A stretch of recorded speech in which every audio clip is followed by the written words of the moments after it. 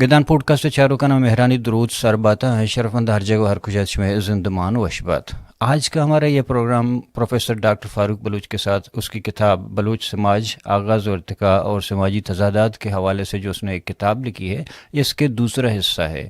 اس کا پہلا حصہ ہم نے پہلے شائع کیا ہے، فیس بک اور یوٹیوب میں موجود ہے، تو اگر کسی نے نہیں دیکھا ہے اس کا میں لنک بھی ڈسکرپشن میں دے رہا ہوں، تو ضرور اس پروگرام کو دیکھیں، کیونکہ آج کے جو ہمارے باتیں ہوں گی یا کوشچن ہوں گے یا سوالات ہوں گے تو وہ پہلے سے ریلیٹڈ ہیں، پہلے جو ہمارا پروگرام تھا اس کے ساتھ ریلیٹڈ ہیں. ڈاکٹر صاحب اس پروگرام میں بہت دلچسپ باتیں ہیں، اس میں وہ کر رہے ہیں کہ جو آج تک کسی تاریخ نویس نے، کسی لکھاری نے اس حوالے سے اس حد تک بات نہیں کی ہے، کہ برٹش کالونائزر کے حوالے سے یا کہ ایرانی کالونائزر کے حوالے سے یا پاکستانی کالونائزر کے حوالے سے، کہ ان لوگوں نے بلوچ کوڈ آف کنڈکٹ کو کس طرح تباہ کیا، ان کو کس طرح غرق کیا، یا قبائلی سسٹم کیا ہوتا ہے، یا قبائلی نظام پہلے کیا تھا اور آج کیا ہے، پہلے بلوچ طاقتور کیوں تھی اور آج بلوچ کمزور کیوں ہو گیا ہے، اور کوڈ آف کنڈکٹ کو برقرار رکھنے میں یا ان کو بگاڑنے میں کن کا ہاتھ ہے، بلوچ رسم و رواج اور اسلامی رسم و رواج میں کیا فرق ہے، بلوچوں میں جو دیگر مذاہب کے لوگ ہیں ان کی حیثیت اور بستار کیا ہے، یا بلوچستان میں بلوچوں کے جو آغاز و ارتقاء یا سماجی تضادات کے حوالے سے جتنی جو پیچیدگیاں ہیں ان سب پہ ڈاکٹر صاحب روشنی ڈالے ہیں. میں تاریخ کے جتنے طالب علم ہیں ان سے ریکویسٹ کرتا ہوں، جو بلوچ ہیں جہاں جہاں بیٹھے ہوئے ہیں، جو بلوچ کوڈ آف کنڈکٹ یا بلوچ سماج کی جو ضابطۂ اخلاق ہیں یا کہ جو بلوچ قوانین ہیں ان کو اگر وہ جاننا چاہتے ہیں، کیونکہ اس پہ کبھی بلوچ قوانین پہ کوئی کتاب نہیں لکھا گیا ہے، بلوچ قوانین پہ کسی نے بات نہیں کی ہے، اور بلوچ قوانین کے حوالے سے کوئی اس طرح کام نہیں ہوا ہے جس طرح کے دوسرے فیلڈوں میں ہوا ہے، جس طرح کہ لٹریچر ہے، میوزک ہے، آرکیالوجی ہے یا دوسرے شعبے ہیں، وہاں زیادہ کام ہوا ہے، مگر بلوچ کوڈ آف کنڈکٹ یا بلوچ لا، بلوچ قانون کے حوالے سے کبھی بات نہیں ہوئے. اور جو پچھلے جغرافیائی حوالے سے 15ویں صدی سے بلوچستان ایگزسٹ کرتا ہے، پھر جب میر نصیر خان نوری نے آ کے اس کے اسٹرکچر کو پرایش آگان کیا تو ان دور میں بلوچستان انہی ضوابط پر، انہی قانون پہ وہ برسر عمل تھے، یا انہی قانون انہی کو فالو کرتے تھے. تو آج پاکستان نے یا ایران نے یا برٹش نے جتنے قوانین ہیں بلوچوں کے یا کوڈ آف کنڈکٹ کے، ان کو کس کس حد تک تباہ کیا، اور بلوچوں کے جو کوڈ آف کنڈکٹ ہیں ان کے چیدہ خد و خال کیا ہیں، ان ساری چیزوں پہ آج ڈاکٹر صاحب بات کر رہے ہیں. یہ بہت دلچسپ پروگرام ہے، تو بہت اہم باتیں ہیں اس میں ڈاکٹر صاحب کر رہے ہیں. میرا ان تمام دوستوں سے گزارش ہے کہ اس پروگرام کو خود دیکھیں اور ہمارے گدان ٹی وی چینل کو بھی سبسکرائب کریں، کیونکہ اس میں ایسی جانکاریاں ہیں جو آج تک کسی نے ان پہ بات کرنے کی ہمت نہیں کی ہے. جو کوتاہیاں ہیں، جو کمزوریاں ہیں، ان پہ آج تک کسی نے اس حد تک بات نہیں کی ہے جس حد تک ڈاکٹر صاحب نے اس کتاب میں لکھا ہے اور آج کے اس پروگرام میں کر رہے ہیں. تو بلوچ سماج آغاز و ارتقاء اور سماجی تضادات کے دوسرے پارٹ کو آج سنتے ہیں ڈاکٹر فاروق کے ساتھ. آپ نے لکھا ہے اپنی کتاب میں صفحہ 130 پہ، تو آپ نے لکھا ہے کہ یہ کہنا کہ بلوچ سماج میں مساوات برابری کا نظام ہے تو اس طرح کہنا سچائی کے برخلاف ہے. لہذا یہ کہنا کہ بلوچ معاشرے میں سماجی مساوات اور برابری کا نظام قائم ہے یقیناً حقیقی کے منافی ہوگا. اگر ایسا کوئی نظام تھا بھی تو وہ قصہ پاری نہ بن چکا ہے، اور اب ایسا اشتراکی اور مساوی نظام اس گروہ میں نظر آتا ہے. جی بالکل. دیکھیں، بلوچوں میں بہت سارے مقامات پہ اس وقت ہمیں اشتراکیت نظر آتی ہے، لیکن اب وہ بھی زوال پذیر ہے. کچھ قبائل کا ان کا ذکر سبت حسن نے اپنی کتاب موسیٰ سے مارکس تک میں بھی کیا ہے. رابرٹ اینڈ پیئرسن نے بھی جب مری قبائل پہ تحقیق کی تھی، وہ اپنی زندگی گزاری تھی اور ان کے اندر ہی فوت ہو چکا تھا، اس نے بھی یہ بات کی تھی کہ بلوچوں کے اندر اب بھی اشتراکیت پائی جاتی ہے. مثال کے طور پر ہماری زمینوں کی تقسیم کا جو ذریعہ ہے وہ کیا ہے کہ زمین پورے قبیلے کی مشترکہ ملکیت ہوتی ہے، پھر قبیلے کے طائفوں میں، پھر خاندانوں میں تقسیم ہوتی ہے، سب اس سے استفادہ کرتے مستفید ہوتے ہیں. اس طرح کی بہت ساری چیزیں ماضی میں ہمیں نظر آتی تھی، آج وہ چیزیں واقعی قصے پاری نہ بن چکی ہیں. آج آپ کے جو سورس آف انکم ہے وہ تبدیل ہو چکے ہیں. ماضی میں آپ کے پاس کیا تھا؟ آپ کی زمینیں تھی، آپ کی مالداری تھی. جو पेड़ बकरियों का रेवड़ होता था या ऊंटों का गला होता था, वो भी पूरे कबीले की मिल्कियत होती थी। जमीनें थी, वो भी पूरे कबीले की मिल्कियत होती थी। अभी खाल खाल ये चीजें हमें कुछ इलाकों में नजर आती हैं। एज ए होल बलूच अपने अब शरीयत से आशना हो चुके हैं, उनके सोर्स ऑफ इनकम तब्दील हो चुके हैं, उनका पैटर्न ऑफ लाइफ चेंज हो चुका है। लिहाजा अब वो चीजें जो माजी में इश्तराकियत कहलाती थी, यानी बल्कि फर्स्ट कंपैरेटिव सिस्टम था, इब्तदाई इज्तिमाली निजाम था, वो अब तब्दील हो चुका है। आज बलूच मुख्तलिफ डगर पे चल निकले हैं। आज आपको बलोचों में कैपिटलिस्ट भी नजर आएंगे, आज आपको बलोचों में फ्यूडल भी नजर आएंगे, आज आपको बलोचों में दबे हुए तबकात भी मिलेंगे। माजी में ऐसा नहीं था, माजी में सारे तबकात इक्वल होते थे। सरदार को थोड़ा बहुत फैसिलिटेट किया जाता था कि सरदार के बैठक में हमेशा मेहमानों की आमद और रफ्त होती थी, लिहाजा उसकी मदद पूरा कबीला मिलकर करते थे। आज वो चीजें आपको नजर नहीं आती। आज सरदार क्या है? सरदार तो कबीले को लूटने वाला एक डाकू बन चुका है, सरकार से मराद लेने वाला एक खुदगर्ज इंसान बन चुका है, अपनी सरजमीन को फरोख्त करने वाला एक इंतहाई घिनौना इंसान बन चुका है। क्या माजी में कभी किसी सरदार ने अपनी माँ को अपनी सरजमीन को बेचने की जरूरत की थी? माजी को अगर आप देखें, माजी का जो हमारे जो वैल्यूज थे मौजूदा से बिल्कुल ही मुख्तलिफ हो चुके हैं। मौजूदा आयत में आपका एक आम बंदा है, मिडिल क्लास का है, वो भी इतना खुदगर्ज हो चुका है कि एक नौकरी के लिए अपना सब कुछ दांव पे लगाने को तैयार नजर आता है। तो माजी में तो ऐसा नहीं था। माजी में लोग अपने वैल्यूज के ऊपर, अपने नॉर्म्स के ऊपर, अपने नाम के ऊपर, अपनी सरजमीन के ऊपर कुर्बान होते थे। क्या मौजूदा आयत में ये चीजें आपको मुकम्मल तौर पे नजर आती हैं? यकीनन मौजूदा आयत का जो बलोच समाज है वो माजी से काफी तब्दील हो चुका है, काफी मुख्तलिफ है। तो इनकी आप थोड़ा सा वजाहत करेंगे कि बलूच समाज के नुकसानदह पहलू क्या हैं, जो आप कह रहे हैं कि मादी में थे जो आज नहीं है। क्या कबाइल बलूच कौम को कमज़ोर करती है? माजी में भी तो यही निज़ाम रहा है, मगर हम देखते हैं कि आज के दौर में माजी की निस्बत से बलूच ज़्यादातर ताकतवर था। मैं माजरत के साथ कुछ बातें कहूंगा। ये देखें, हो सकता है बहुत सारे लोगों को इसके से इख्तिलाफ हो, या हो सकता है बाद में मुझे गालियां खानी पड़े सोशल मीडिया पे या पर्सनली, लेकिन इसको कहते हुए मैं जचकूंगा नहीं। जिसको हम लोड़ी कहते हैं, जो ढोल बजाता है, ठीक है ना, ये आपका एक नुकसानदेह पहलू है कि आप उसको कमजात कहते हैं। क्या कभी आपने सोचा है यही एक लोड़ी जो ढोल बजाता है वो 50 मीर मोतबर की बेटियों को नचा भी रहा होता है? फिर नाचने वालियों को कोई नाम क्यों नहीं दिया जाता? मैं भी नाच रहा होता हूं, मेरी बहनें भी नाच रही होती हैं, मीरो मोतबर की बेटियां भी नाच रही। लोड़ी एक है लेकिन 50 खवातीन को वो नचा रहा होता है। फिर नाचने वाली कैसे अच्छी हो सकती है अगर लोड़ी बुरा है? क्या इस तबके को हम इज्जत नहीं दे सकते? यह मेरे लिए नुकसानदेह नहीं है कि मैं इसको बहुत जो है ना, यानी गिरावट का शिकार करूं, इसको बुरा भला कहूं, इसको कमजात कहूं?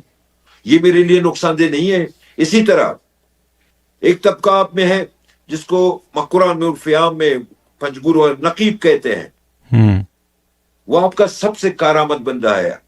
आपके मजहबी उलमा ज्यादातर उसी में से, आपके काम करने वाले लोग ज्यादा उसी में से हैं, आपके खिदमतगार लोग सबसे ज्यादा उसी में से, आपके जंगजू लोग उन्हीं में से रहे हैं, आपके मुशीर, सफीर और जो सियासी लोग हैं उन्हीं में से रहे हैं। लेकिन आज नकीब का दर्जा क्या है आप अच्छी तरह से जानते हैं। मकुरान जैसे एक यानी तरक्की याफ्ता और रोशन फिक्र इलाके के अंदर भी ये तफरीक कम में पाई जाती है। क्या ये हमारा कमजोर पहलू नहीं है? इसी तरह हम सारवान और जालावान में कहते हैं दूसिल्लो या में जो गुलाम होता है, जो आपके हाथ धोता है, वो कमजात हो गया। मैं एक मिसाल देता हूं। आज तो हाथ धोने वाले की रस्मी खत्म हो गई है। मेरे घर में आएंगे, मेरे घर में आपके हाथ धोने वाला कोई नहीं होगा। अपने वॉशरूम में जाकर वॉश बेसन में हाथ धोने होंगे। तो क्या वो वॉश बेसन जहां पे आप हाथ धो रहे हैं, क्या वो आपका मैं हो गया, गुलाम हो गया? लेकिन माजी में ये था, जिसने आपके हाथ धोए वो कमजात कहलाया, कमीन कहलाया। उसको दूसरे लोग कहा जाते हैं, यानी हाथ धुलाने वाला मैं कहलाते थे कि ये कमजात लोग हैं। इसी तरह जरगर है। हमारे यहां जरगरों के साथ रिश्तेदारी नहीं की जाती। क्यों नहीं की जाती? वो तो सोने के कारोबार करने वाले लोग हैं, वो तो सोने का काम करते हैं। آپ اس کے ساتھ رشتہ دار، وہ کہتے جی کمزات ہے. اسی طرح جت ہے، جت یا جتکال بلوچوں کا وہ عظیم قبیلہ ہے کہ جس نے تاریخی طور پہ ایک بہت بڑا کردار ادا کیا اور کئی بار حاکمیت کی ہے. لیکن آج بھی ہمارے ساروان اور جالاوان میں جت کو کیوں برا بلا کہا جاتا ہے، یا کچی کے علاقے میں؟ میں سمجھتا ہوں وہ میرے مالک کے، میرے حاکم رہے ہیں، میں ان کا احترام کرتا ہوں. یہ آپس میں براوی جتگال کی جو جنگ ہوئی تھی، اس جنگ نے ان کے اندر اتنی تفریق پیدا کی کہ آج دونوں ایک دوسرے کو برا بلا کہتے ہیں. ایک قبیلہ ہے مرٹھا، یہ وہی لوگ ہیں غالباً کہ جن کو پانی پت کی جنگ سے گرفتار کر کے لائے گئے اور مختلف قبائل میں تقسیم کیا گیا. آج کیترانوں میں بھی مرٹھے ہیں، مریوں میں بھی مرٹھے ہیں، بگٹیوں میں بھی مرٹھے ہیں، دیگر قبائل میں بھی مرٹھے ملیں گے. ان کو کیوں اپنی برابری کا درجہ نہیں دیا جاتا؟ آپ کو پتا ہے جب نواب اکبر خان بگٹی کو شہید کیا گیا، اس کے اپنے قبائل کے بڑے بڑے معتبرین بھاگ گئے، لیکن مرٹھے آخر دم تک اس کے ساتھ ٹھہرے رہے، اپنی جانیں قربان کی. نواب صاحب نے اپنی آخری عمر میں عام بگٹیوں سے بھی کہا تھا کہ مرٹھے آج کے بعد مرٹھے نہیں کہلیں گے، یہ بگٹی کہلائیں گے. تو بہت سارے مرٹھا بگٹی میر تھے، وڈیرے تھے، وہ ناراض ہو گئے کہ ان کو ہم اپنی برابری کا درجہ کیسے دے سکتے ہیں. اسی طرح شمس نائی کا پیشہ ہے، حجام کا، بال بنانے والے کا، اس کو بلوچوں میں کون سا درجہ دیا جاتا ہے؟ اس پیشے کو کیوں معیوب سمجھا جاتا ہے؟ کمار کا پیشہ ہے، یعنی برتن بنانے والا. میت کا جو مقام ہے، کسی کو پتا ہے کہ میت نے 3 بار بلوچستان اور ایران اور ایشیا پہ حاکمیت کی ہے؟ یہ میرا پہلا حاکم قبیلہ ہے. لیکن آج میت کا درجہ قرآن میں کیا ہے؟ ٹھیک ہے نا. اسی طرح درزادہ ہیں، ان کا کیا مقام دیا جاتا ہے؟ قرآن میں ان کو درزادہ اور نقیب کہا جاتا ہے. تو یہ وہ ہمارے نقصان دہ پہلو ہے کہ جنہوں نے بلوچوں کو شدید نقصان پہنچایا. اس کے علاوہ قبیلہ پرستی، علاقہ پرستی، یہ وہ تمام چیزیں ہیں. ہیروئزم، ہم میں سے ہر شخص نرگسیت کا شکار ہے، ہر شخص ہیرو بننے کی کوششوں میں ہے. اس نے بلوچوں کو بہت نقصان پہنچایا ہے. بغض و حسد، ایک بھائی دوسرے بھائی سے حسد کرتا ہے، ایک قبیلہ دوسرے قبیلے سے حسد کرتا ہے، ایک علاقے کے لوگ دوسرے علاقے کے لوگوں سے حسد کرتے ہیں. کیا یہ بلوچوں کے لیے نقصان دہ پہلو نہیں ہے؟ اسی طرح شخصیت پرستی ہے. شخصیت سے جو بھی ہو، جتنا بھی گناہ اس سے ہوا ہو، ہم ان تمام چیزوں سے چشمپوشی کرتے ہیں، کیونکہ نظریہ اور فکر کی ہم میں کمی ہے، ہم میں علم کی کمی ہے. ہم نے اس شخصیت کو ہر حال میں اپنا ہیرو بنانا ہے. میرے قبیلے کا سردار چاہے جتنا بھی گنہگار ہو، میرے لیے اس سے بڑھ کر پارسا کوئی نہیں ہے. میں اس کی تمام غلطیوں کو جو ہے نا نیکی سمجھتا ہوں اور اس کو قبول کرتا ہوں. تو ان چیزوں نے، اس کے علاوہ بہت ساری چیزیں ایسی ہیں کہ جو زیر بحث لائی جا سکتی ہیں، جو بلوچوں کے نقصان دہ پہلو ہیں بلوچ سماج کے، جس سے بلوچ سماج کو شدید نقصانات کا سامنا ہے. بلوچوں کو ان تمام چیزوں کو، ان تمام جو نقصان دہ پہلو ہیں، ان پہ غور کر کے ان پہ قابو پانا ہوگا. آپ نے لکھا ہے اپنے کتاب میں بلوچ سماج اور قوانین، جو بلوچی ضابطہ اخلاق کے حوالے سے آپ نے ڈیٹیل میں لکھے ہیں. میں ایک دو ان کا ذکر کرتا ہوں کہ تمام بلوچ اور بین الاقوامی تنازعات کا قبیلہ سردار اور معتبرین کی کچہریاں بیٹھ کر فیصلہ کرنا اور اس پر کاربند رہنا، سیاہکار اور سیاہکارہ مرد و عورت کو پناہ نہ دینا، باؤٹ کی حفاظت کرنا، عورت الوسع فریقین کے درمیان سمجھوتا کرنا، ہم سفر پر اگر کوئی دشمن حملہ آور ہو جائے تو ہمراہی کا ساتھ دینا، کور زبان کی پابندی، مجلس و کچہری میں ننگے سر نہ بیٹھنا، گھر میں داخل ہوتے ہوئے جوتے باہر نکلنا، سعادت کا احترام کرنا، مجلس میں پاؤں نہ پھیلانا، خواتین کے ساتھ ناشستہ کلام نازیبہ حرکت نہ کرنا، جھوٹ نہ بولنا، جھوٹی افواہیں نہ پھیلانا، دشمن کو للکارنا اور اپنا نام و نسب اور وجہ قتل کی وجہ ظاہر کر کے پیٹ پیچھے سے دشمن پر حملہ نہ کرنا، عورتوں اور بچوں پر ہاتھ نہ اٹھانا، بھاگ جانے والے دشمن کے تعاقب نہ کرنا، لڑائی کے دوران جب کوئی سید درمیان میں آ جائے تو جنگ سے ہاتھ روکنا، اگر دشمن کی عورتیں باہر نکل کر لڑائی روکنے کی درخواست کریں تو ان کا احترام کرنا، کمتر ذات کے لوگوں اور ہندوؤں کو قتل نہ کرنا، جنگ میں گرفتار ہونے والے قیدی کو نہ قتل کرنا اور نہ اذیت دینا بلوچ کے یہ کوڈ آف کنڈکٹ میں شمار ہیں. تو ان چیزوں کو، بہت ساری چیزوں کو ہم دیکھتے ہیں کہ ان میں سے بدلی آئی ہوئی ہیں یا چینجز آئے ہوئے ہیں جو آج کل نہیں ہیں. مگر اس چیز، ایک بات کو میں تھوڑا سا اس میں اپنا نہیں کیا ہے، مگر میں اس کو زیر بحث لینا چاہتا ہوں کہ خون بہا ایک زمانہ تھا کیا پرانے زمانے میں بھی خون بہا جو آج کے دور میں ہے؟ اس طرح دو کوشچن ہے ایک ساتھ ہیں کہ آج کل بھی خون بہا میں عورتوں کو بھی بخشا جاتا ہے. فرض کرو میرے اور آپ کی کوئی جنگ ہوتی ہے، صلح ہوتا ہے، تو میں کوئی عورت آپ کو بخش دیتا ہوں، یا کسی جس طرح آپ نے کی ہنرمند طبقے سے اس کے جو سماج نے فیصلہ کیا ہے کہ اس کا ذات کم ہے، اس کی خون اور سردار کے خون میں فرق ہے. ان پہ آپ تھوڑا سا روشنی ڈالیے.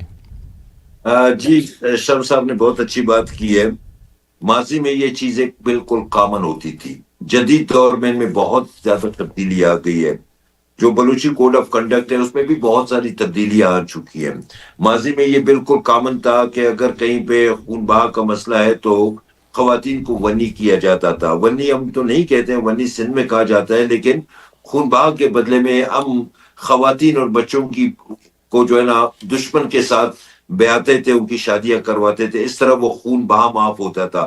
پھر ان خواتین کے ساتھ دوسرے قبیلے والے جس طرح کے بھی سلوک کرتے وہ اس میں آزاد ہوتے تھے اور اس کے وارث کچھ بھی نہیں کر سکتے تھے. لیکن موجودہ عہد میں اگر دور دراز کے علاقوں میں یہ چیز موجود ہو جہاں پہ بالکل جہالت ہو وہ ایک الگ بات ہے، لیکن جہاں پہ بھی علم کی روشنی پھیل رہی ہے، وہاں پہ پہنچ رہی ہے، وہاں پہ ان چیزوں میں بالکل کمی آتی جا رہی ہے، بلکہ ناپید ہوتے جا رہے ہیں. اور جہاں تک خون بہا کا تعلق ہے، ایک زمانہ وہ بھی تھا کہ ایک غیر مسلم کا یا کسی لوڑی کا جو خون بہا ہوتا وہ سردار کے خون کے برابر ہوتا تھا. اگر کسی بلوچ نے کسی غیر مسلم کو، کسی ہندو کو قتل کیا تو اسے 7 گنا یا 11 گنا خون بہا دینا پڑتا تھا، جو سردار کے خون بہا کے برابر ہوتا تھا. لہذا اسی لیے یہاں پہ جو غیر مسلم ہوتے تھے وہ محفوظ ہوتے تھے. اب ان چیزوں میں بھی کمی آ رہی ہے. خون بہا کا تو زمانہ ہی گزر گیا. اب تو یہ ہے کہ جو پاکستانی قوانین ہیں، عدالتیں ہیں، وہی یہاں پہ سارے فیصلے کرتے ہیں. پولیس ہے وہ نہ خون بہا پہ راضی ہوتے نہ کچھ، وہ جس طرح چاہے اپنی مرضی سے ان چیزوں کے فیصلے کرتے ہیں. کہیں پہ عدالتیں بک جاتی ہیں، کہیں پہ وکلا بک جاتے ہیں، کہیں پہ ججز بک جاتے ہیں. جو مقتول ہوتا ہے وہ مقتول ہی رہتا ہے، جو قاتل ہوتا ہے وہ آزاد ہو کے پھر رہا ہوتا ہے. لیکن ماضی میں کم از کم یہ ایک چیز تھی کہ برابری کی سطح پر خون بہا وصول کیا جاتا تھا. اگر مظلوم طبقات کو، کمزور طبقات کو کوئی نقصان کسی بلوچ کے ہاتھوں پہنچتا تو اس کا خون بہا سردار کے خون بہا کے برابر کر دیا گیا تھا. یہ نصیر خان نوری کی عہد تک یہ قوانین موجود تھے. ایک ہندو اس لیے یہاں پہ محفوظ تھا اور کاروبار کرتا تھا، وہ ہندوستان جانا پسند نہیں کرتا تھا. وہ جانتا تھا کہ ہندوستان میں شاید میں، میرے بچے، میری فیملی اور میرا کاروبار محفوظ نہ ہو. لیکن بلوچستان میں اس لیے محفوظ ہوں کہ جو میرا خون بہا ہوگا وہ کسی بلوچ قبائلی سردار کے برابر ہوگا. اس لیے کوئی عام بلوچ اس پہ ہاتھ اٹھانے سے گریزا رہتا تھا. آج بھی ہم اپنے علاقوں میں ہندوؤں کا احترام کرتے ہیں، چاہے کلات ہے، چاہے مستنگ ہے، چاہے خوزدار ہے، چاہے خاران ہے، کہیں پہ بھی جاتے ینوشکی ہے. ہم ہندوؤں کا دل سے احترام اس لیے کرتے ہیں کہ یہ بلوچوں کے ذمہ ہیں، بلوچوں کے بلکہ بلوچ ہیں. ان کو بلوچوں نے کبھی بھی غیر بلوچ نہیں سمجھا. لیکن موجودہ عہد میں اب ان روایات میں کمی آتی جا رہی ہے. موجودہ عہد میں چونکہ بلوچوں کے اپنے پاس راجی وتواجی نہیں ہے، نہ سیاسی اختیارات ہیں، نہ قانونی اختیارات ہیں. بلوچ خود دیگر کے زیر اثر ہے، لہذا وہ تمام فیصلے خود کرنے کے قابل نہیں ہے. جو قبائلی سرداروں کا آپ نے ذکر کیا، یہ سارے قبائلی سردار کس کے بنائے ہوئے؟ قبیلے کے تو بنے ہوئے سردار نہیں ہے. اب تو ہر قبیلے میں کئی سردار بنائے جا رہے ہیں. یہ سردار کہاں سے آ گئے؟ لہذا جو ہی سردار دیگر قوتوں کے بنائے ہوئے ہوتے ہیں، پھر قوانین بھی دیگر قوتوں کی جو نہ لاگو ہو جاتے ہیں. لہذا اب وہ پرانی روایات کافی حد تک بدل رہی ہیں، جس کی وجہ سے بلوچ سماج کو آلودہ کیا جا رہا ہے. وگرنہ بلوچ سماج کی اس خوبصورتی سے انکار نہیں کیا جا سکتا کہ مظلوم طبقات جو ہوتے تھے وہ بلوچ سماج کے اندر مکمل طور پر محفوظ ہوتے تھے. ظالم طبقات کو یا طاقتور طبقات کو کبھی یہ جرت نہیں ہوتی تھی کہ وہ مظلوم یا چھوٹے طبقات کے اوپر کوئی ظلم و جبر کر سکے. ان کو پتا تھا کہ اس کے بدلے میں انہیں کئی گنا جرمانہ ادا کرنا پڑے گا. لیکن موجودہ عہد میں آپ کو یہ طبقاتی تقسیم زیادہ شدت کے ساتھ نظر آتی ہے. آج جہاں پہ ہندو اغوا بھی ہو رہے ہیں، ان کی بچیوں کو اٹھا کر زبردستی مسلمان کر کے ان کے ساتھ شادیاں بھی کی جا رہی ہے. ان کا کاروبار بھی محفوظ نہیں ہے، ان کے گھرانے بھی محفوظ نہیں ہے. اسی طرح دیگر چھوٹے طبقات ہیں، ان کی بھی حالت یہی ہے. آج جو طاقت کا سرچشمہ ہے آپ کے یہی نام نہاد قبائلی سردار، سرکار کے بنا ہوئے قبائلی سردار، یا وہ سرمایہ دار، وہ سمگلر آج اس وقت جو ہے نا راج پہ قابض ہے، اقتدار پہ قابض ہے، جو قوم کا فیصلہ کرتے جا رہے ہیں، جو قومی نارمز اور ویلیوز کے بارے میں کچھ نہیں جانتے، لیکن ان کو فیصلے کا اختیار دیا گیا ہے۔ اب یہ فیصلے کا اختیار کس نے دیا ہے؟ آپ بھی جانتے ہیں، میں بھی جانتا ہوں، سننے والے دیکھنے والے بھی جانتے ہیں۔ ہاں، قرآن تھوڑا سا پیچھے جائیں گے، پاکستان سے پہلے جب خان میر محراب خان تھے تو اس زمانے میں بھی جو دیوان بچہ مل تھے، دیوان بچہ مل فائنانس منسٹر تھا، تو جب برٹش سامراج نے حملہ کرنے کا ارادہ کیا تو جب خان صاحب نے دیکھا کہ اس کے جو جنگی قطاریں ہیں، لوگ تیار ہیں، ان میں دیوان بچہ مل اپنے بیٹوں کے ساتھ تھی، تو خان صاحب نے اس کو منع کیا، یعنی مکن کیا کہ آپ جنگ نہیں لڑ سکتے نا، کہ آپ یہ ہماری وہ روایت نہیں ہے یا اس میں نہیں ہے۔ تو دیوان بچہ مل نے تو یعنی کہ کہا کہ اگر میرا مذہب مجھے اپنی وطن کی دفاع کے لیے روک رہا ہے، تو اس وقت اس نے مسلمان ہوا اور 5 بچوں کے ساتھ شہید ہوا۔ تو اس کے بعد جی بالکل، اس کے علاوہ میں گیا تھا ڈیرہ بگٹی میں، نواب صاحب سے میں نے ملاقات کی تھی، اکبر خان بگٹی صاحب سے، تو اس سے میں نے کچھ چیزیں پوچھی، تو وہاں بھی یہ رسم، اب یہ تو نیا آج کا دور اتنا پرانا بھی نہیں ہے نواب صاحب کا، تو اس دوران میں بھی تو اس نے وہاں کا لوگوں کا کہنا تھا کہ وہاں کے جتنے جو، اب ان کو اقلیت نہیں کہوں گا کیونکہ وہ بلوچ تھے، بلوچوں میں تھے جو دوسرے مذہب سے تعلق رکھتے تھے، اگر ان کا کوئی مال یا چیز چوری ہوتا تھا یا ان پہ کوئی کرائم ہوتا تھا، ان پہ کوئی جرم کرتا تھا ان پہ، تو اس کا جرم ڈبل ہوتا تھا بنسبت عام بلوچوں کے، اس کو سزا زیادہ تر ملتی تھی۔ میرے خیال میں سلیم بگٹی کے ساتھ بھی اس طرح ہوا، تو نواب صاحب نے یہ امپلیمنٹ کی تھی اس کے حوالے سے۔ اور دوسری طرف آپ دیکھتے ہیں کہ جتنی جو غیر مسلمان نہیں تھے وہ زیادہ تر قبائلی علاقوں میں رہتے تھے وہیں پر، کیونکہ وہ سیف تھے، قبائلی، وہاں قبائلی سسٹم تھا۔ تو آج قبائلی سسٹم ہی ناکارہ ہے، تو یہ ساری چیزیں آ رہی ہیں، اس بارے میں آپ کیا کہیں گے؟ جی بالکل، جہاں تک آپ نے دیوان بچل مل کا نام لیا، بچل مل کا نام لیا اپنے، میں بالکل مانتا ہوں دیوان بچل مل اپنے خاندان کے اپنے بیٹوں کے ساتھ آیا تو اس کو منع کیا گیا، تو اس نے بالکل یہ بات کی تھی کہ اگر میرے مذہب کی وجہ سے مجھ پہ دفاع فرض نہیں ہو رہا تو میں یہ مذہب چھوڑ دیتا ہوں۔ اس نے کہا پھر میں اسلام قبول کر کے کلات میں شہید ہو جاؤں گا۔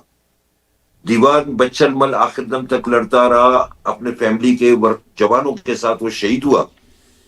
نواب صاحب کے ڈیرہ بگٹی میں نے اس کے گھر میں دیکھا تھا کہ جو ہندو خواتین اور بچے تھے وہ آزادانہ پھرتے تھے اور اس کو باپو کہتے تھے، نواب صاحب کو۔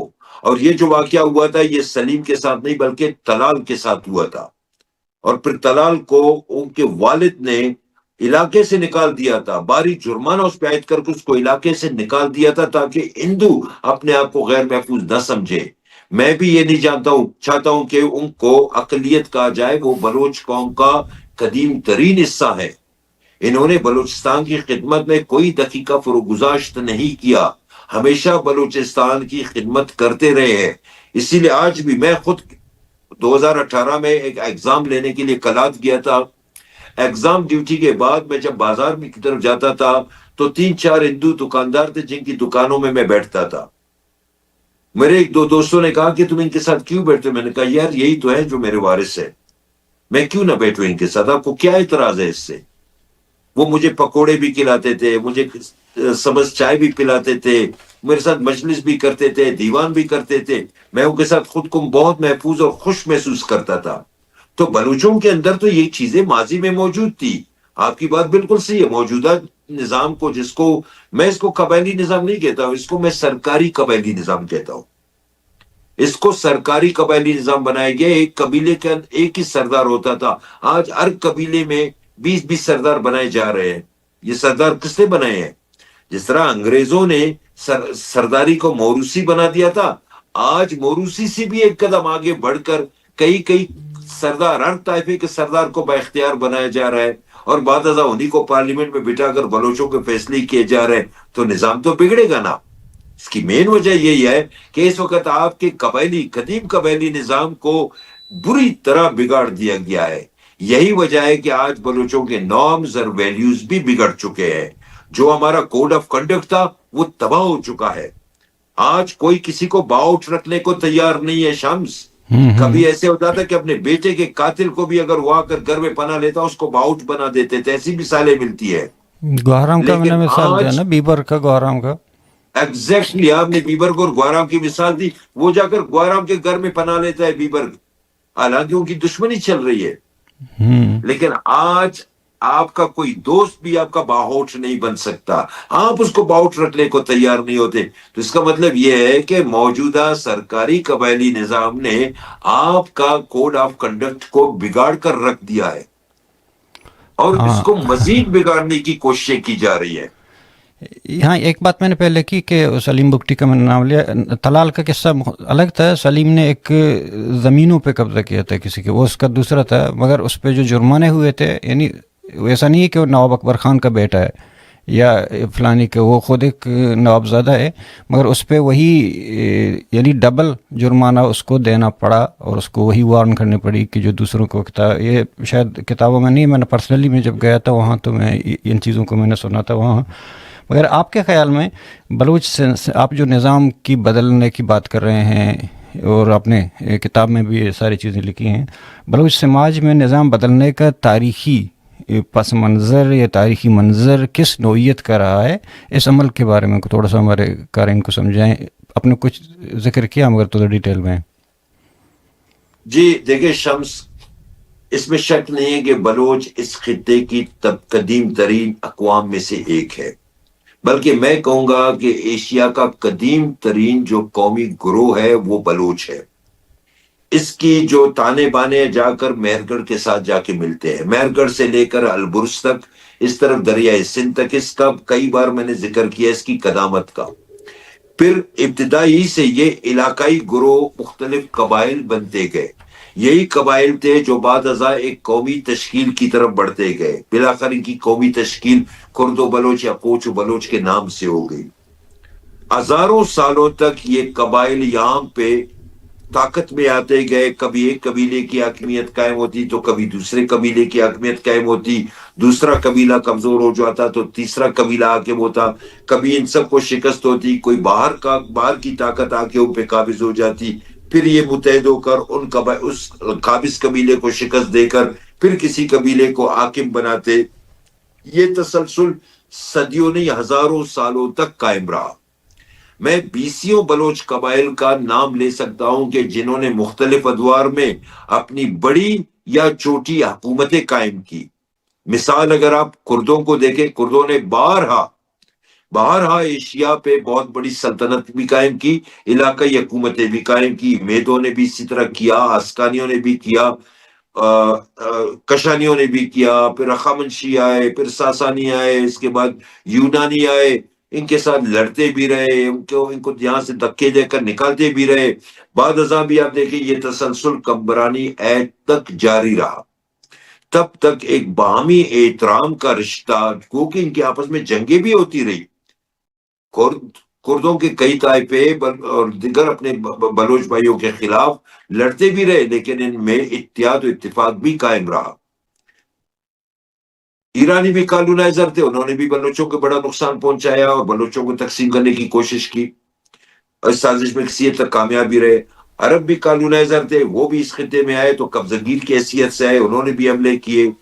450 सालों तक उनकी भी बलोचों के साथ मुखासिमत रही, जंगें होती रही, उन्होंने भी बलोचों को नुकसान पहुंचाया।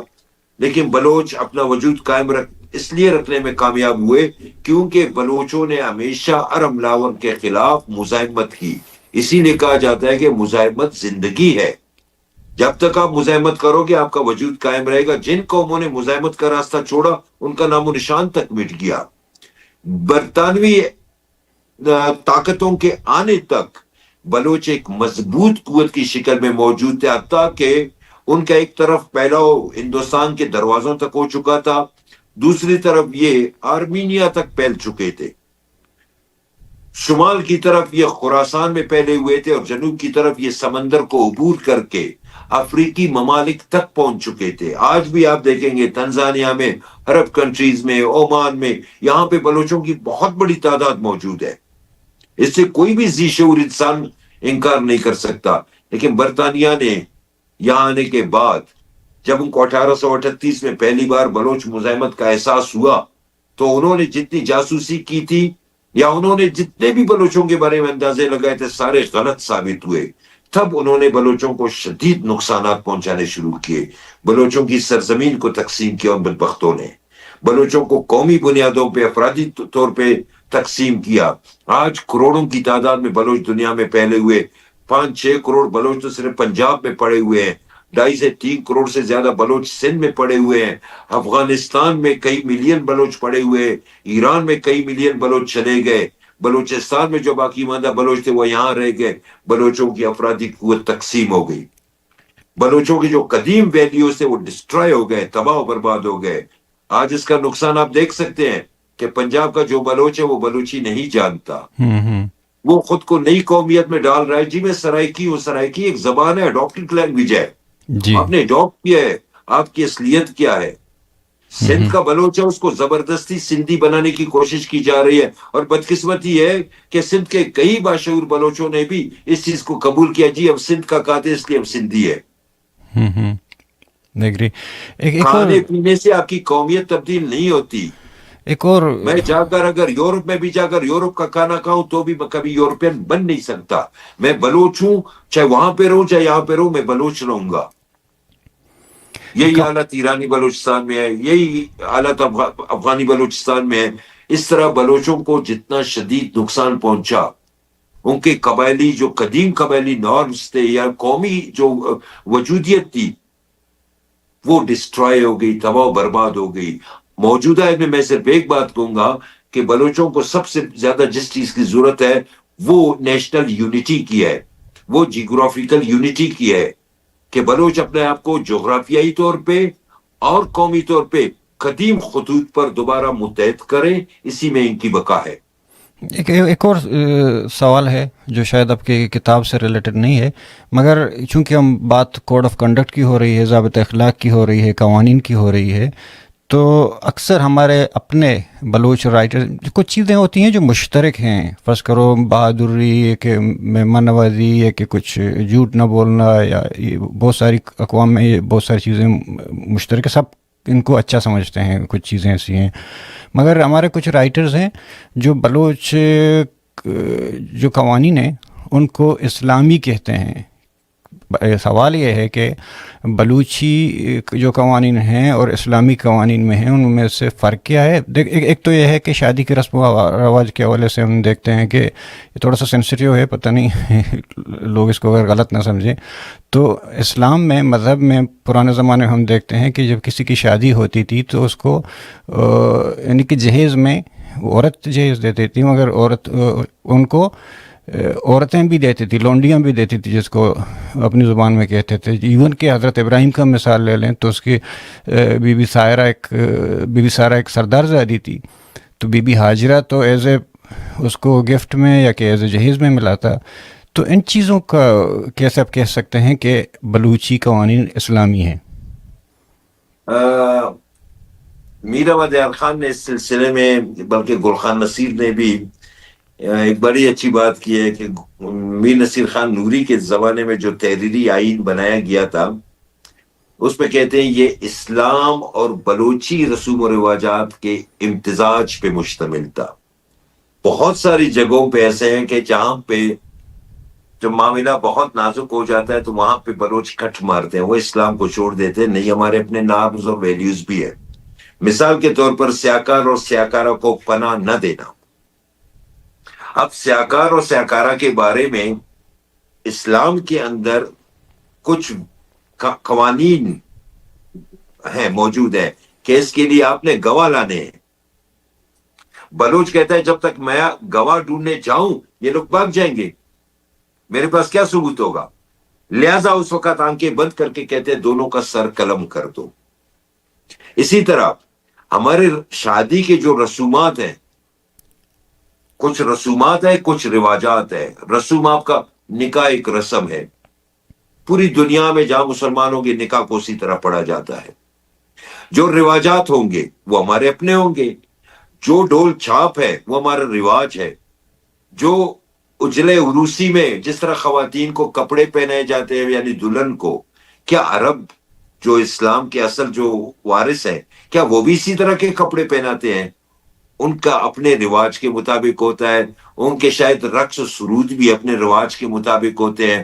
کچھ رسومات ہوتی ہیں جو عقیدے کی بنیاد پہ ہوتی ہے، وہ کامن ہوتی ہے، لیکن رواجات ہر ایک کے مختلف ہوتے ہیں. لہذا بلوچوں میں بھی یہی ہے، بہت ساری رسومات جو اسلام کے شاعر کے مطابق ہیں، جس کو اسلام میں فرض یا عین الفرض کہا جاتا ہے، وہ مشترک ہوں گے، لیکن رواجات بلوچوں کے اپنے ہوں گے. مثال کے طور پر بلوچوں میں نشانہ بازی کی رسم ہے، شادی ہو گئی بہت سارے علاقوں میں یہ بندوق اٹھائے اور نشانے پہ نشانہ مارنا ہے. یہ دولہا بھی اس میں حصہ لیتا ہے، آپ بھی حصہ لیتے ہیں، میں بھی حصہ لیتا ہوں. جس نے مقابلہ جیتا اس کو کچھ انعامی رقم دی جاتی ہے. کیا عربوں میں یا افریقن مسلمانوں میں یا یورپ کے مسلمانوں میں بھی یہ رواجات موجود ہیں؟ نہیں ہے. یہ کوراگان جو ہمارے ہوتے رواج تھے پنجگور میں، جس میں کوراگان کہتے ہیں، وہاں ایگزیکٹلی اس کو سر، لے ہمارے کے باہر. ساراوان میں بھی یہ چیز ہوتی ہے، جالوان میں بھی یہ چیز ہوتی ہے، کچھی میں بھی یہ چیز ہوتی ہے، دیگر کئی علاقوں میں بھی یہ رواج موجود ہے. یہ رواجات ہے، یہ بلوچی رواجات ہے. رسم ہوئی، اب نکاح کی رسم ہے. اب نکاح کی رسم میں ترمیم یا تحریف نہیں کر سکتا ہوں نا. اس کا جو خطبہ ہوگا، جو طریقہ کار ہوگا، رسم قبولیت ہوگی، وہ چاہے عرب میں ہو، چاہے افریقہ میں ہو، چاہے یورپ میں ہو، چاہے ایشیا میں ہو، چاہے بلوچستان میں ہو، چاہے کہیں پہ بھی ہو، وہ وہی ہوگی جو اسلام نے مقرر کیے ہیں. لہذا میں یہ کبھی نہیں کہوں گا کہ بلوچی رسوم و رواجات اسلام کے شاعر کے مطابق ہے. رسومات وہی ہوں گی، رواجات وہی ہوں گے جو آپ کے قومی نارمز اور ویلیوز کے مطابق ہوں گے. آپ نے اپنے کتاب میں لکھا ہے کہ قدیم مدرسری نظام کا خاتمہ اور طبقاتی دور کا آغاز. تو کیا بلوچ سماج میں مدرسری نظام تھا؟ اس کو تھوڑا سا سمجھائیں. جی بالکل. میں نے صرف اس کتاب میں نہیں بلکہ میری جو نئی کتاب چھپی ہے بلوچستان کے آثار قدیمہ، اس کے 2 والیوم چھپے ہیں، ابھی 4 والیوم باقی ہیں. علاوہ ازیں تاریخ بلوچ و بلوچستان جلد اول میں بھی اس کا ذکر میں نے کیا ہے. بلوچوں میں مدرسے یعنی ماں سے متعلق 2 ادوار گزرے ہیں. پہلا دور وہ تھا جس کو ہم مدر نسبی دور کہتے ہیں، یعنی آپ کا نسب نامہ ہی ماں سے شروع ہوتا تھا. یہ وہی زمانہ تھا جب عورت کے خواتین کے بتوں کو بنا کر ان کی پوجا کی جاتی تھی.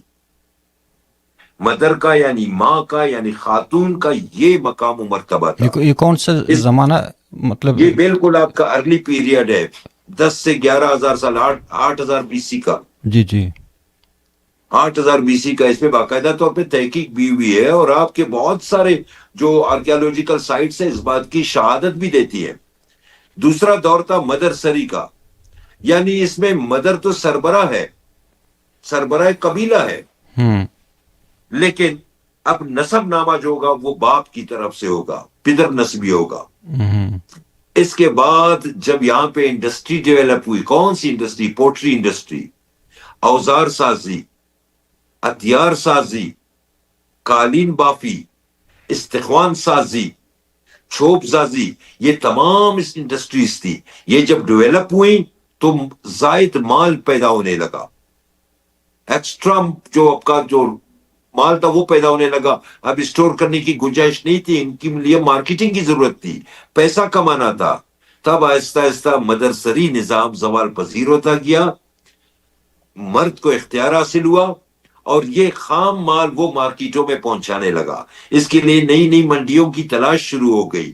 بلوچستان کے تمام آثار قدیمہ اس بات کی گواہی دیتی ہے کہ وہی زمانہ تھا جب بلوچ سماج پہ، بلوچستان کے سماج پہ پدر سری نظام غالب آتا گیا اور مدرسری نظام کو آہستہ آہستہ زوال آتا گیا. یہ تاریخی دور سے بہت پہلے کی بات ہے. آپ دیکھیں، آپ کے جتنے بھی ٹیلے ہیں، جتنے بھی ماؤنڈز ہیں، قدیم تہذیبیں ہیں، قدیم ثقافتی نقوش ہے، وہاں پہ آپ کو دیکھیں لکڑی کا جو کام ہے وقت و حالات کے ساتھ ساتھ لکڑی معدوم ہو جاتی ہے، مٹی میں مل جاتی ہے، ختم ہو جاتی ہے. آپ کے اوزار تھے وہ بھی لکڑی کے ہوتے تھے، وہ بھی مٹ گئے، لیکن برتن کے جو پیسز ہیں جن کو ٹیرا کوٹا کہتے ہیں وہ باقی بچ گئے.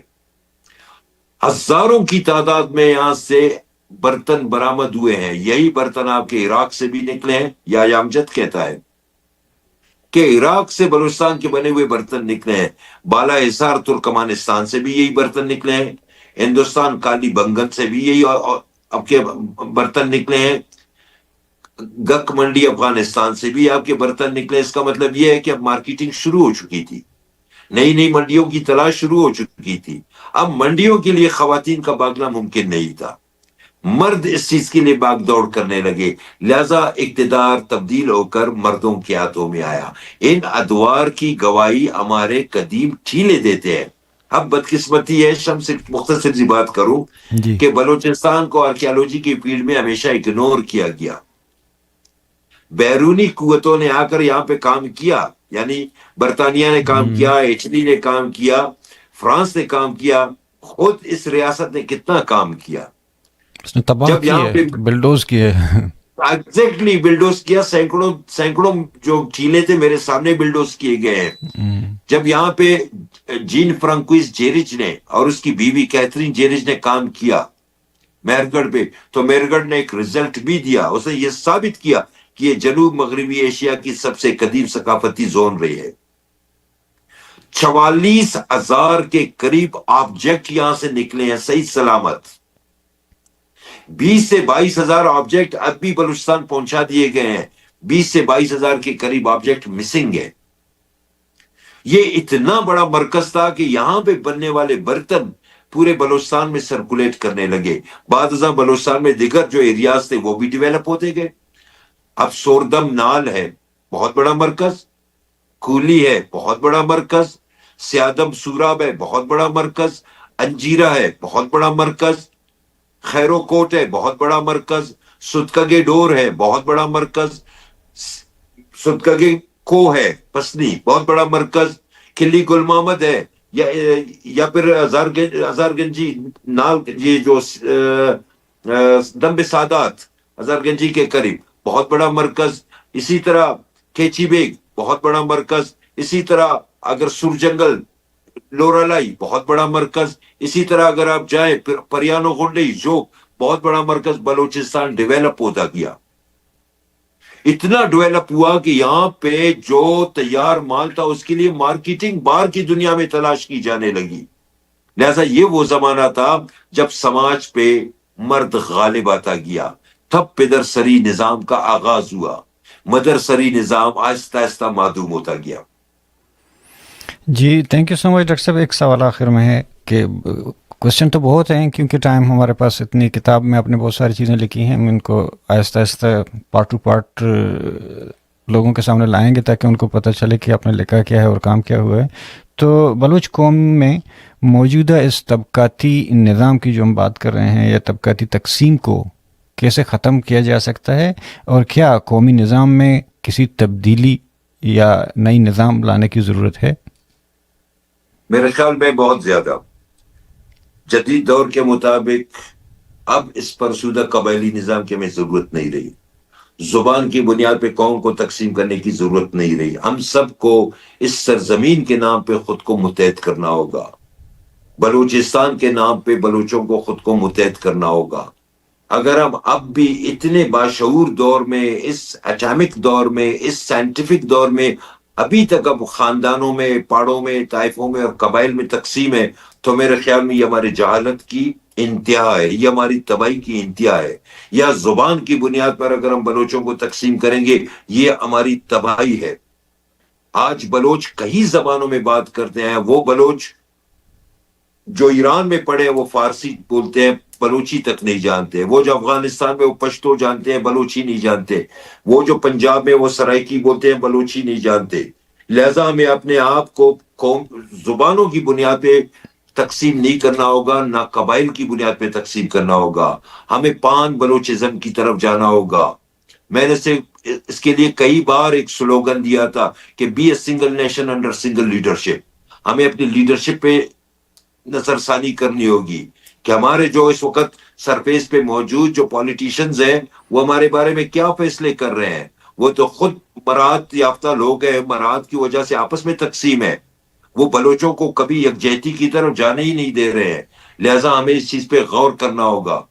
ہمیں اس لیڈر کے پیچھے جانا ہوگا جو حقیقی معنوں میں بلوچ اور بلوچستان کی سوچ رکھتا ہو یا رکھتی ہو. لہٰذا ہمیں اپنے آپ کو قومی بنیادوں پر متحد کرنے کی ضرورت ہے, نہ کہ لسانی یا قبائلی بنیادوں پر خود کو تقسیم کرنے کی.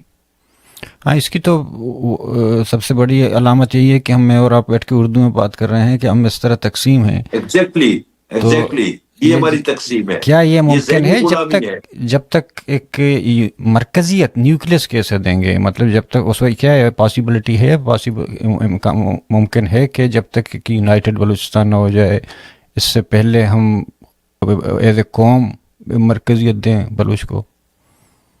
دیکھیں, مسافر جب منزل کی طرف چلنے کا ارادہ کرتا ہے تو کبھی نہ کبھی اپنی منزل پہ ضرور پہنچ جاتا ہے.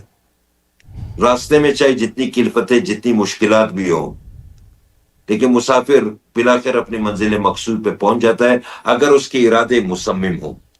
اگر ہمارے ارادے مصمم ہے, اگر ہمارے ارادے پختہ ہیں, تو ہم کیوں اپنی منزل نہیں پا سکتے؟ بلوچ قوم کیوں اپنی منزل نہیں پا سکتی؟ بہرحال اس کو یہ مصمم ارادہ کرنا ہوگا کہ میں نے اپنے آپ کو قومی اور وطنی بنیاد پہ ایک کرنا ہوگا, ایک ہی مرکز کی طرف چلنا ہوگا. ماضی میں بھی تو آپ کے پاس تھی, گچکیوں کی حکومت الگ تھی, جدگالوں کی حکومت الگ تھی, نوشیروانیوں کی الگ تھی, رند الاشار کی الگ تھی. ایک مرکز کے تحت, کلات کے مرکز کے تحت سارے جمع ہو گئے نا. خان اعظم نصیر خان نوری نے کیا کہا تھا کہ میری مملکت کی حدود وہاں تک ہے جہاں تک بلوچی بولی جاتی ہے. 3,40,000 مربع میل کی سرزمین ان کے پاس تھی. اگر ماضی میں یہ سب کچھ ممکن ہو سکتا تھا تو مستقبل میں کیوں نہیں ہو سکتا؟ بس آپ کے ارادے پختہ ہونے چاہیے.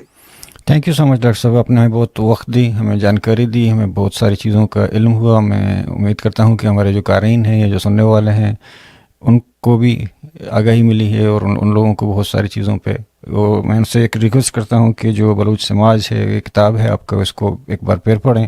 وہ بہت ساری چیزیں ہم نے ڈسکس کی اور بہت ساری چیزوں کو وہ کتاب میں ان کو ملے ہیں جو وقت کی کمی کی سبب سے ہم ان کو ڈسکس نہیں کر سکے. البتہ بہت بہت شکریہ آپ کا, تھینک یو سو مچ.